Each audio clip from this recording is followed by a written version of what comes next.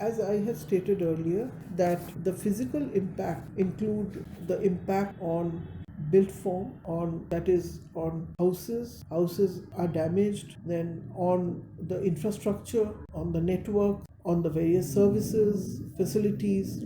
So we can see that since the cities are areas which have a concentration of people and development, and also have the built up areas, more built up areas and networks, the impacts are more pronounced.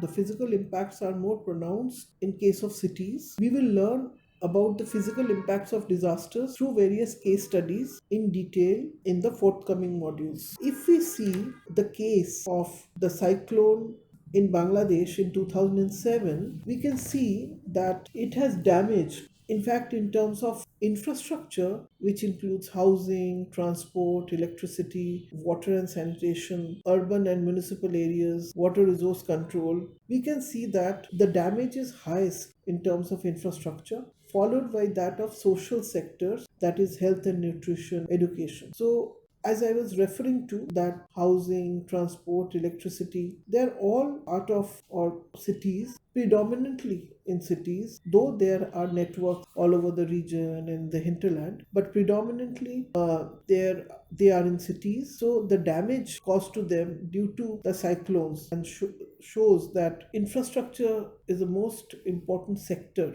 which loses out due to natural disaster. Let us now understand the types of environmental impacts which takes place due to various disaster types, that is earthquakes, volcanic eruptions, mass movement, that is geophysical disasters. And what gets affected? The land resources, the soil, air, water resources, all, and also the biodiversity, that is the flora and fauna, get impacted. There are mudslides, water pollution, impacts on soil productivity, toxic gas emissions, carbon dioxide emissions, as well as forest loss of habitat. All these are due to geophysical hazards. When we come to the risks which are when we come to the climate related disasters, that is floods and storms, we see that soil erosion, water contamination, loss of productive soil, heavy flooding of inland areas, topsoil destruction, crop destruction, contamination of waste,